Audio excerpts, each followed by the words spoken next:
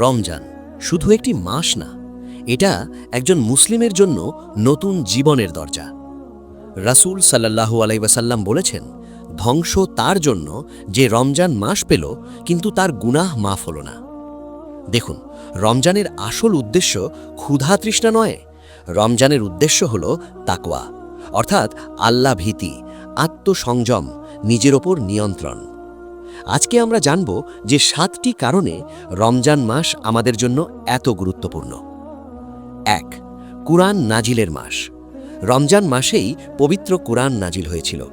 আল্লাহ তাআলা বলেন, রমজান মাস যাতে কুরআন নাজিল করা হয়েছে মানুষের জন্য, হেদায়েত এবং সৎ পথের স্পষ্ট নিদর্শন হিসেবে। এই মাসেই লাইলাতুল কদর রয়েছে, যা হাজার মাসের চেয়ে উত্তম। 2. ফরজ ইবাদতের মাস।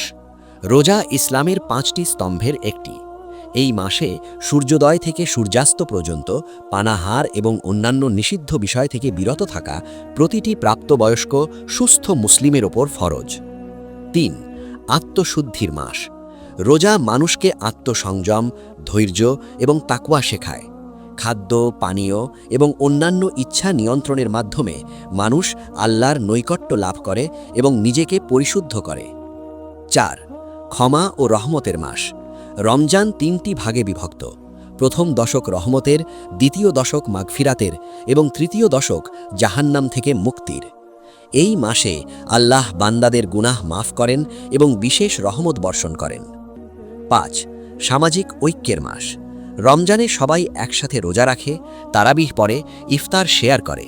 এতে মুসলিম উম্মার মধ্যে ঐক্য ও ভ্রাতৃত্ববোধ বৃদ্ধি পায়। 6. দরিদ্রদের কষ্ট অনুভবের মাস। রোজার মাধ্যমে সচ্ছল মানুষ ক্ষুধার্তদের কষ্ট বুঝতে পারে এবং দান সদকায় উৎসাহিত হয়। জাকাত ও ফিতরা দেওয়ার মাধ্যমে দরিদ্রদের সাহায্য করা হয়। 7. বিশেষ পুরস্কারের মাস।